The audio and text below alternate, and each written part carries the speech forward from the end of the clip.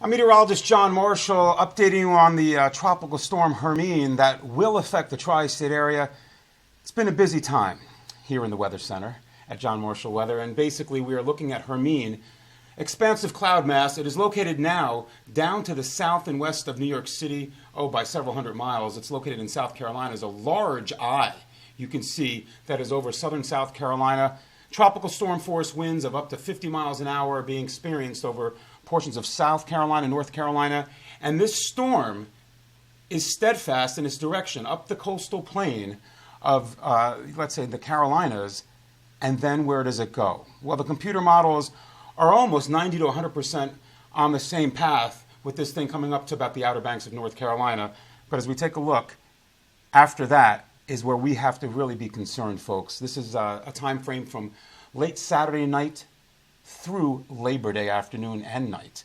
So the Hurricane Center, this track was as of around 11 a.m., so it will change, but probably not by much on Friday. So 8 o'clock Saturday morning, the storm is around the Carolinas, and then it goes into the very warm Atlantic Ocean. So if it's a 50-mile-an-hour storm right now, and it's expected not to lose much in the way of strength, once it hits the ocean water temperatures from southern New Jersey down through Cape Hatteras, North Carolina, unusually warm, in the lower 80s. Tropical storms and or hurricanes need water temperatures of about 80 or higher to sustain their strength. And that looks like the case. It looks like this storm will get its feet re-energized over the Gulf Stream or just north of there, and it could become once again a hurricane, let's say later Sunday into Monday. The cone of uncertainty includes the entire metropolitan area, but don't focus right now too much on the track. What I'm concerned about, and I've got questions proposed to me, John, why is this thing slowing down and possibly doing a loop and coming back to the coast? Well, there's an upper level low that will be dipping down out of the Ohio Valley, and it's beginning to take shape right now. It's going to capture this thing. And once it captures it, the storm's not going to have anywhere to go. There's a huge area of high pressure in the upper levels of the atmosphere, the jet stream, well up in Canada. So there's nothing steering this thing. Nobody driving the wheel here. It's really going to sit. That is for sure. Question is, where does it really stop and possibly do a loop?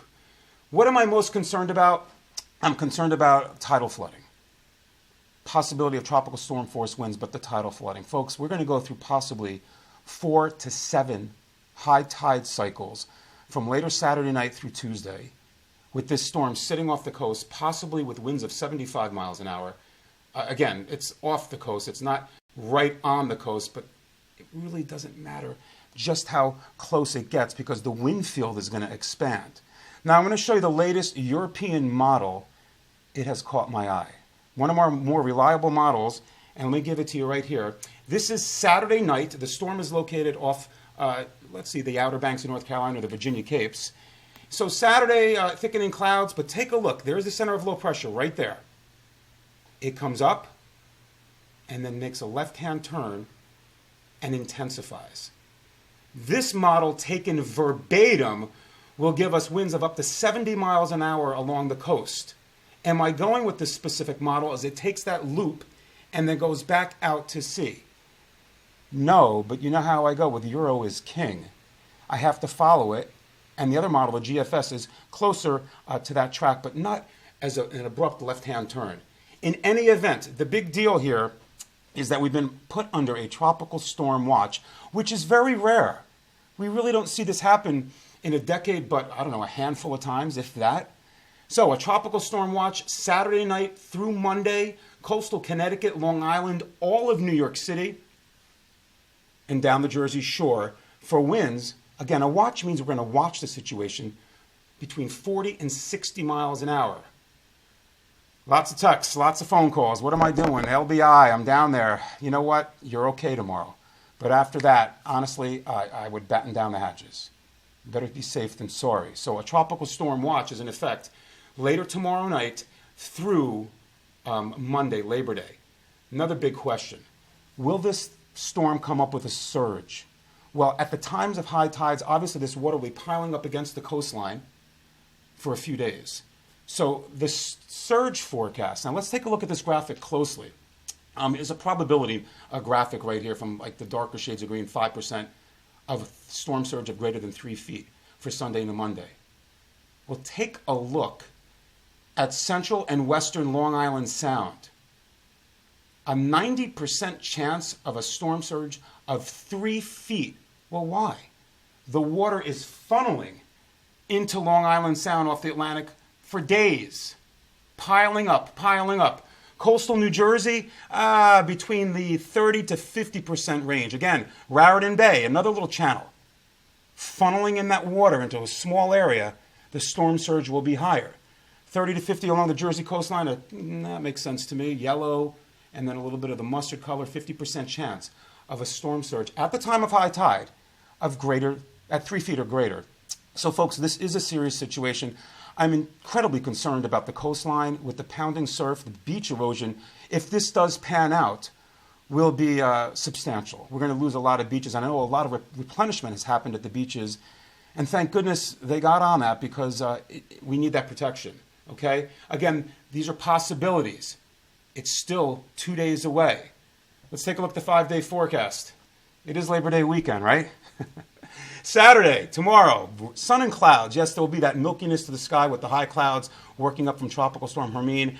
I think the majority of the day is dry, temperatures in the upper 70s, rain creeping into Cape May and southern Ocean County, New Jersey. Again, I'm not sure about just how much rain or the rain bands work in off the ocean.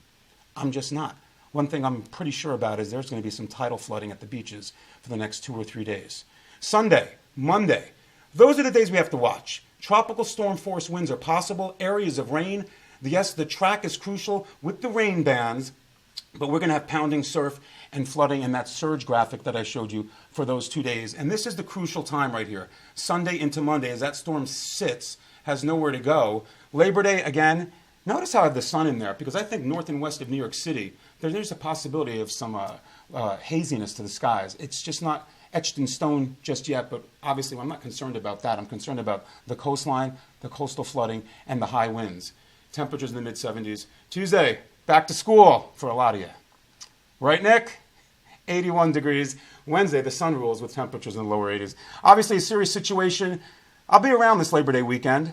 I will have some time off, but I will be around, and I'll update you as conditions warrant. And you can always go to my website, www.johnmarshallweather.com. Have a safe weekend.